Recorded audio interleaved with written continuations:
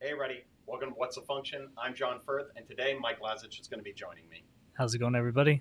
So, we thought we'd talk about something a little bit different today, and it kind of came up in one of our last talks, and it was about SharePoint and how SharePoint is kind of like under everything in Teams and in kind of the Microsoft 365 ecosystem, right? And how important it is to ensure that you have security and all of these other features turned on because it is such a big part of the platform. So what I want to talk about first is like, what is SharePoint? Like, what's the function of SharePoint? I know it has a lot of functions in today's like environment. For sure. Yeah. I mean, at its core, SharePoint is that cloud document store. That's its main function. Um, we see a lot in organizations today that SharePoint's really turned into a more collaborative platform where you can group teams and into these file share kind of scenarios to further extend the platform and get the most out of it for your team and organization. Yeah, I think that syncing has become like a big thing. And before OneDrive had syncing, it was pretty awful. But bring OneDrive into the equation. Like OneDrive is SharePoint, right? Yeah, Like yeah. I mean, OneDrive in itself, every user is has a OneDrive, and that OneDrive is an actual personal SharePoint site in the back end. Um, so yeah, definitely SharePoint is kind of behind the scenes on most everything in the Microsoft ecosystem when it comes to file storage in yeah, the Office 365 environment. yeah. And I mean, we use it for I think everything nowadays, right? We use it for team storage. We use Team it storage. for document repos. We use it for lists. We use it Yeah, yeah. for I mean, even basic Power Apps nowadays use list as a Yeah, database. I mean, yeah, SharePoint has a lot of different things, including lists and different workflows that you can incorporate it to extend it. I mean, even when you get into advanced things like dynamics, file storage, you can connect into SharePoint to kind of reduce that overall consumption in your Dataverse environments to kind of leverage it that way as well. Yeah, I know that like anytime that we drop anything into a sales opportunity, for instance, that all gets tagged and it's stored in Dynamics in a dynamic site that's like bound to that account, Yep. you know, and then that's all searchable. And hopefully, with Copilot coming, then we'll be able to search those documents that are living in SharePoint on Dynamics. Yeah. Um, what are you seeing with our clients? I know that we used to hear a lot about intranet, and a lot of people think about SharePoint as an intranet, right? Like it that's kind of the bad rep that I think it has. Definitely has that bad rep. And honestly, you still see it. Like, I mean, we do projects every other week where clients are wanting to replicate some intranet structure um, in some fashion. Um, I think it's just I don't know if it's a habit or if it's just a mentality that we just need to kind of have a different approach on when it comes to thinking about how you structure and work within SharePoint. But by and large, you'll find a lot of organizations still refer to SharePoint as that core intranet component that everybody is familiar with. Yeah, and that's kind of where Viva is coming in, right? It'll still use SharePoint as that back end, that storage, but SharePoint's almost becoming a microservice where it's just that easy to go to storage for Yeah. all of the Microsoft ecosystem. And now there are more robust apps to be able to handle things like employee experience through Viva Connections or Viva Engage or things like that. Yeah, I think as Viva becomes more widely adopted, you'll find that it'll really influence the overall employee onboarding experience. Um, when you look at the use of Viva today, organizations are still a little hesitant. It's the Yeah, new kid on the block. it's still very Licensing is new. not Yeah. cheap. It's not bundled with anything. So getting that foot in the door, I think, with organizations is going to be crucial. But I think you'll find the most adoption in organizations with Viva on those new onboardings because they're introduced to it the moment they hit the ground. It's not something that somebody already has a workflow to. Yeah. It's not something that you have to kind of re-educate your staff on. Um, there's a but consistency that gets there with Viva that yeah, some people are able to achieve, but knowledge management, which is like the core of SharePoint, right? Like we can get into the crux of it, but it's knowledge management. It's knowing where your data is, how your data is classified. In the past, we've used metadata tags for all of this, right? Like you drop a document in, it would force you to tag that document. And we can talk about that too. I've always found that that's difficult, and you it can't get is employees to do it, or they do the path of least resistance when it the comes to bare tagging. minimum. Yeah, the It's bare minimum. yeah, and then you gotta wonder, is that the right tag? Yeah, Like, is this the right metadata to be tagging this particular document, file, whatever? and that also confuses things when we do talk about things like Copilot. The metadata tags help Copilot because it gives it a way to index, right? But it could be harmful because if they were using security through obscurity and they were using, which we've seen this, where they're just using metadata tags to hide and show different types of data, Yeah, that might not be protecting that data, right? Like that data still, you might not see it, but you still might have exactly. access, right? Yeah, yeah, and I mean, bringing it back to the SharePoint, when you look at how organizations are structuring content within sites, I mean, the old way of doing things was, you create a site and you create subsites and all that. Well, a lot of organizations still do that, Yeah, and we've seen that recently where organizations come to us and we're telling them about hub sites and a newer way of building look and feel and brand yeah, consistency and all of this other stuff. And I won't say everyone, but a lot of people are still very legacy in their mentality of thinking like, oh, well, this is just how you do it. You have a big site, you go subsites off of it, yeah, and the permissions, like that's where, managing it. yeah, it's impossible because then you have either waterfall permissions coming down from the top, or you have all these subsites with individual Yep. permissions, but they're all nested, and then you're managing it from SharePoint permissions. You're not managing it from Microsoft 365 permissions, which is Yeah, two very yeah, different setups. and I mean, and getting into that, it's like, okay, hopefully they managing it at the site level or sub-site level if they're doing that, but we've seen organizations where they even break that Yeah, inheritance and they're getting into the folder level or even subfolder levels, and it's a managing nightmare. yeah, and I mean even the audits and everything that we do, they don't necessarily surface everything. They're going to surface most things, but these reports are hard to go through when you have document level permissions that are nested 5 levels down. Yeah, Another big thing to talk about with subsites is it's not as much of a problem anymore, but the character limit in the URL. I yep, think that they've raised it to like 400 characters or something. But when you start nesting each of those subsites, you end up with these huge character huge. strings. Yeah, yeah, and I mean, a great thing with the hub sites that it brought was this concept of being able to search across connected sites, where that really wasn't a thing you could do before, and all that's still within the confines of the user's permissions. Going back to permissions, so um, it's a great feature. It's more robust. It's more forward thinking. I think any organization that's out there that's utilizing a sub-site structure model should consider Yeah. switching that over to a hub site model. Yeah, and even down to we've seen a lot of resistance on even just updating from the classic view Oh yeah, to the modern, right? yeah, And so, like some people, we're sitting here and we're saying, "Oh, well, go from the classic architecture to this new hub site architecture," and they're probably like, "What does this look like?" And the answer is it's very different.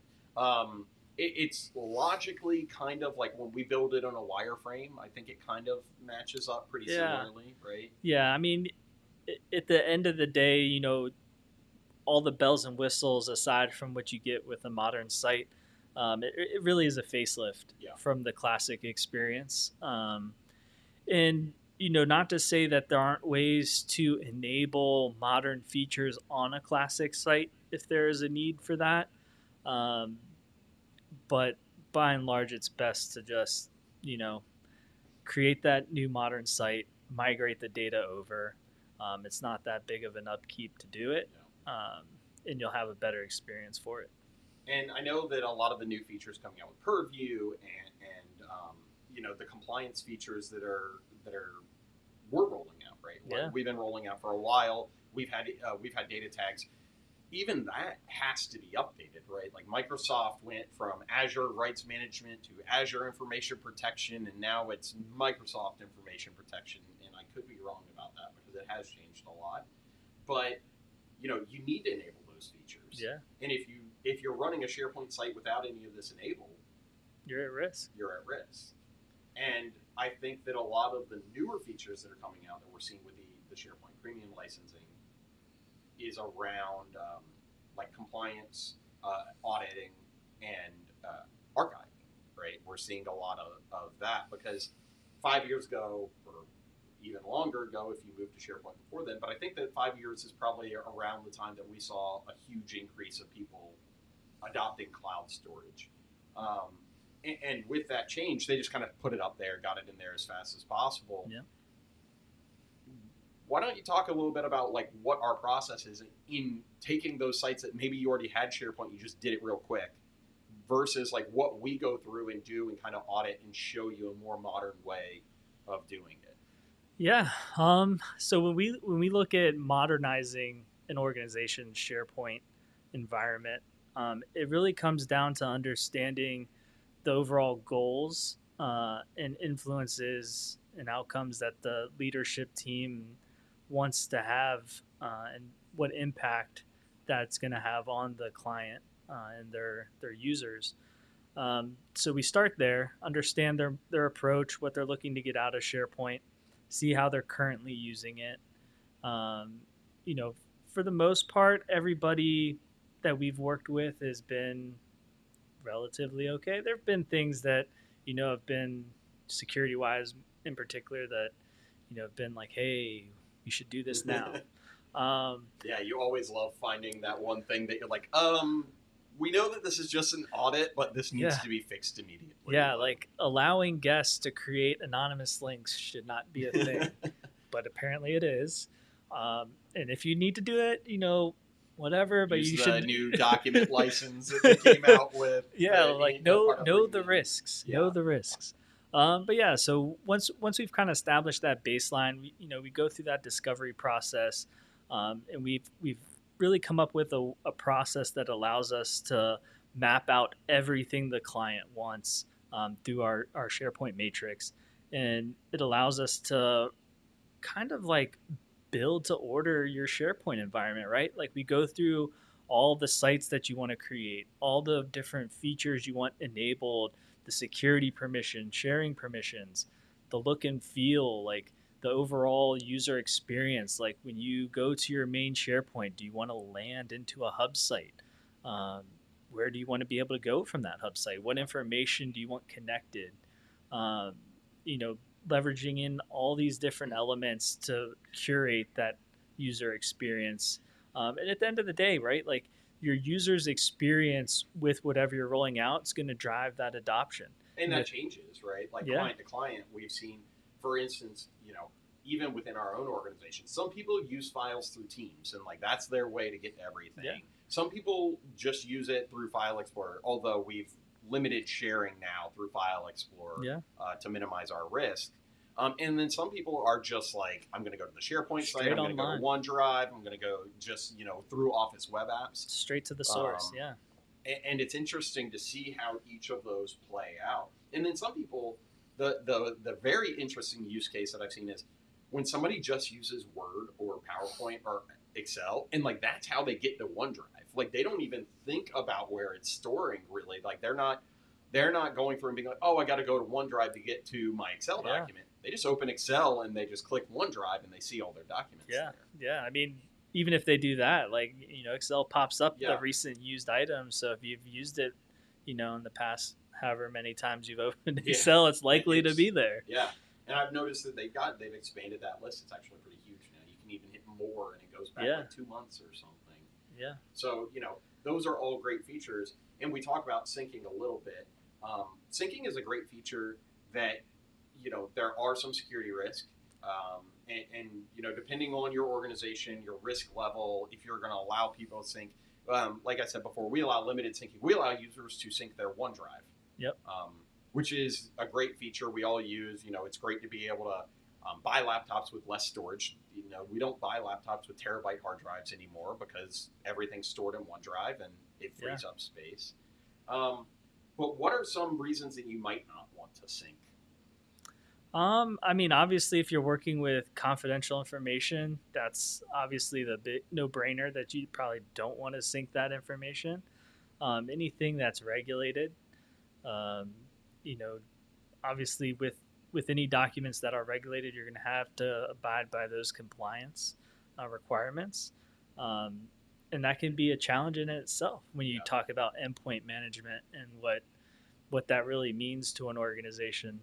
Um, Well, and I think that when they adopt it, sometimes the change, if you've been using File Explorer for the last 10 or 15 years of your career, and you're just so used to having a map drive and going in, and that map exactly, drive's there, it's a habit. it's Muscle memory. exactly.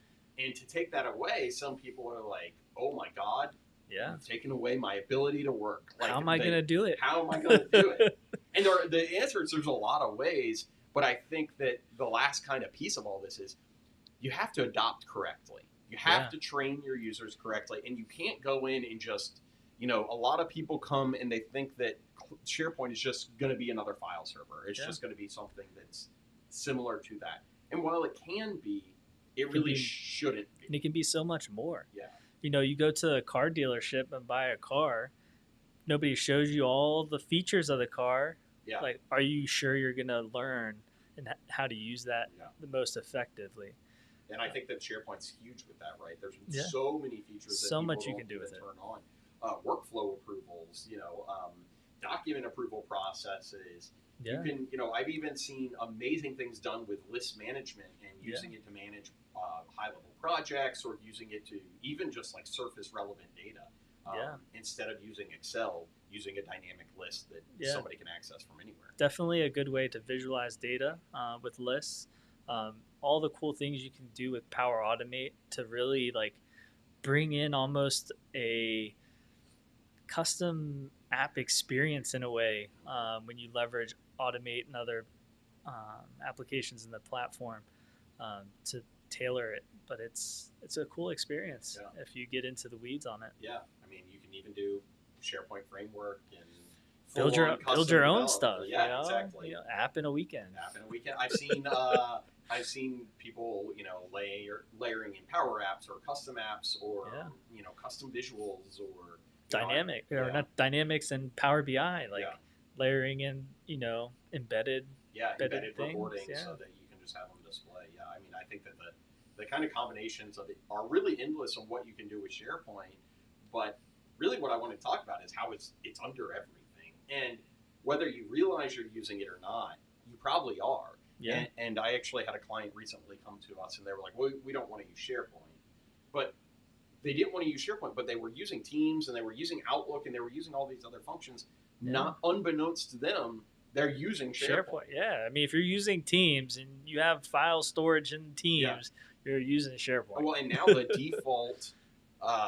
default function of attachment is to upload it into OneDrive and then send it out. Yeah, which is SharePoint. Yeah, which is SharePoint. So it's all SharePoint, and I thought that we could kind of talk about it because SharePoint's been around forever.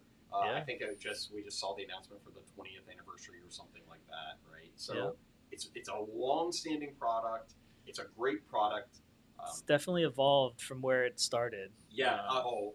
And I think that a lot of people are still stuck on where it started. 20 years ago.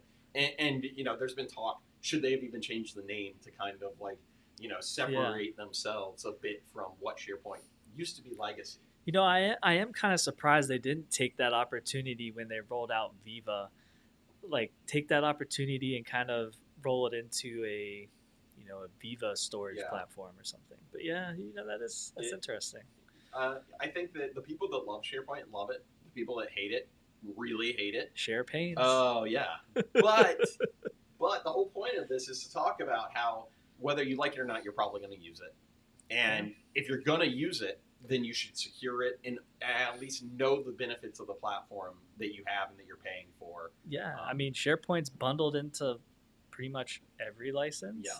So if you're paying for licensing, it's free to use. why not take advantage of that free storage? And it's a lot of free storage. One Yeah. terabyte per user, a base level of a terabyte For per OneDrive. organization. Yeah, and then you get, what is it, 10 gigs a user? Yeah, plus another 10 gigs per user. So any decent sized organization is going to have more storage than they know what to do with, and they can always buy more storage if they need to, and they can go with something like an archive.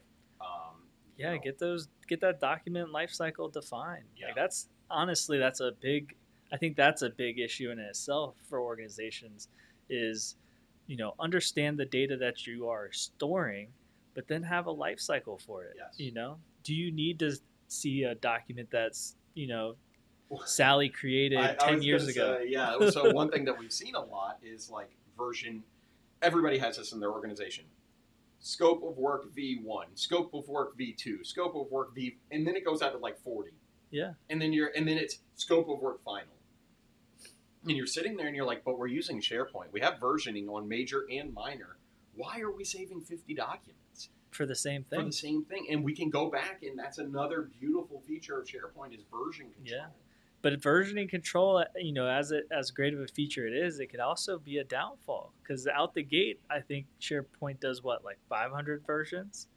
A ton. Yeah. And that's data consumption to your overall consumption in SharePoint. Yes. So you need to understand the data that you're storing, how it's going to be used, and have that data lifecycle policy in place. And know like minor versus major revisions. Use the approval workflows and stuff like that to have actual document policies in there to say that a document is approved, and then leverage Power Platform, like you said, to do something like, when a document is approved, convert it to a PDF and send it to the sales team. Or like data management is becoming one of the biggest pieces of this, and we're going to talk about this more with security and all the other podcasts that we're doing. But one of the core features of Copilot is data management. And then when we talk about data management, we have to talk about SharePoint. So now that we've talked about SharePoint, there's so many more other things with security that we're really going to touch on. But I want to thank you for coming in, talking to me about SharePoint. And I hope that everybody out there learned something, and we look forward to seeing you next time. See ya.